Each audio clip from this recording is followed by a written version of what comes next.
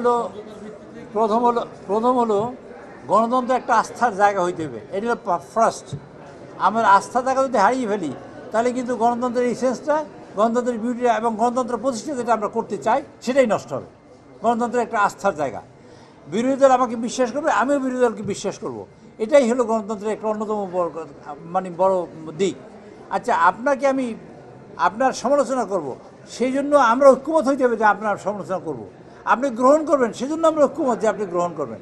আমি প্রথম থেকেই বলে আসছি যে পার্লামেন্ট প্রাণবন্ত হবে তা নয়, প্রাণবন্ত হবে কিন্তু পার্লামেন্ট হবে এই দেশের সকল সমস্যার সমাধানের কেন্দ্রবিন্দু। জাতীয় সকল সমস্যা আলোচনা হবে পার্লামেন্টে। সেজন্য আমি ইনভাইট করেছি, এখানে তর্ক হবে, বিতর্ক হবে। আপনারা লক্ষ্য করেছেন আমাদের রুলস অফ প্রসিডিওরে যে পদ্ধতি নেই, যেমন প্রত্যেকটা অ্যামেন্ডমেন্টে আমি বিরোধী দলে বসতাম, আপনারা জানেন আমি কাজ করেছি, প্রতিটি অ্যামেন্ডমেন্টে 2 মিনিটের বেশি সময় পাওয়া যায় না। একজন সদস্য 2 মিনিট কথা বলতে পারে, তার অ্যামেন্ডমেন্ট সহ আর অন্যান্য সকল বিষয়। কিন্তু মাননীয় স্পিকার সেই সব খণ্ডন করে তাদের 10 মিনিট করে বক্তৃতা দিতে সময় দিয়েছেন প্রত্যেকটা বিলে, যেটা তারা বলতে চাইছিলেন। নোট অফ ডিসেন্ট যা দিয়েছেন।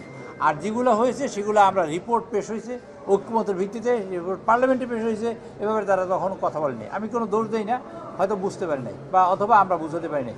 রিপোর্টটা কাগজে প্রিন্টেড আকারে, আমার কাছে এই মুহূর্তে বই নেই, আমরা গতকালকে দেখিয়েছি, প্রিন্টেড আকারে আসছে সেই রিপোর্ট, প্রিন্টেড আকারে।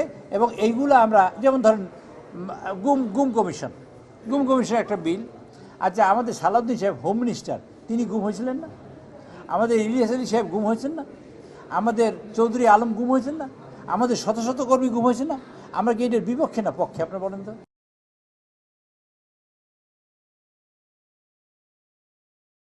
কেউ তাকে সামান্য পরিমাণ সাজা দিয়ে তারে মাফ করা যেতে পারে। আমরা এটাকে ক্যাপিটাল পানিশমেন্ট আনবো, তাদের অ্যামেন্ডমেন্ট আনতে হবে। করা যাবে কি? অ্যামেন্ডমেন্ট আনতে হলে তো ওনাদেরও সহযোগিতা লাগবে, আমাদের কাজটা করতে হবে। আমি নিজে দাঁড়িয়ে বলেছি, আপনারা শুনেছেন, নেক্সট সেশনেই আমরা সবগুলো বিল আনবো, চুলচেরা বিশ্লেষণ করার সুযোগ পাবেন। ওনারা বলেছেন যে আমরা বিলগুলো, এটা সত্যি কথাই, তো বিলগুলো আলোচনা করার সুযোগ পাওয়া যায়নি, এটা সত্যি কথাই। সাধারণত 2 দিন আগে 3 দিন আগে বিল দেওয়া হয়, এটা পাইনি। সেই জন্য পাওয়ার জন্য আমরা এই পদ্ধতি করেছি, নেক্সট সেশনে যখন আমরা বিলগুলো আনবো তখন তারা সব বিলে চুলচেরা বিশ্লেষণ করতে পারবে, আমাদের প্রয়োজনীয় অ্যামেন্ডমেন্টও করতে পারবে এবং আমরা শক্তিশালী বিল করতে পারবো। সেই কাজটা আমরা নেক্সট সেশন পর্যন্ত আমরা বিশ্বাস করবো না। এই সংসদ 5 বছরের জন্য গঠিত। আমরা বহু যুদ্ধ করে গণতন্ত্র প্রতিষ্ঠা করেছি, বহু যুদ্ধ করে আমরা এখানে নির্বাচিত হয়েছি। নির্বাচিত হওয়ার পরে এইটা 5 বছর চলবে। এখন সংসদের বয়সে আমরা এই চালিয়েছি কয়দিন? আজকে ধরেন সব মিলিয়ে ধরেন 5 দিন, আর 1 দিন, 6 দিন, 7 দিন, 8 দিন সংসদ চলছে, 8 দিন বা 9 দিন সংসদ চলছে, 13 দিন। 13 দিনের মধ্যে বন্ধ আছে, কিন্তু ধরে নিয়ে আমাদের সংসদ চলছে এই ধরেন 13 দিনই চলছে বা 15 দিন। 15 দিনের সংসদে আস্থাহীনতার কোনো সুযোগ নেই, সুযোগ করা উচিত না। আমরা একত্রিত হব। আমরা চাই আমাদের বিরোধী বন্ধুরা আমরা যেটা বলছি সেটা বুঝবেন এবং তারা কার্যক্রমে অংশগ্রহণ করবেন।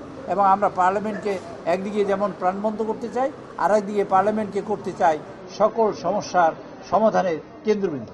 এবং জাতীয় সকল সমস্যা সমাধান হবে এখানে। এই জন্য তর্ক চাই, বিতর্ক চাই।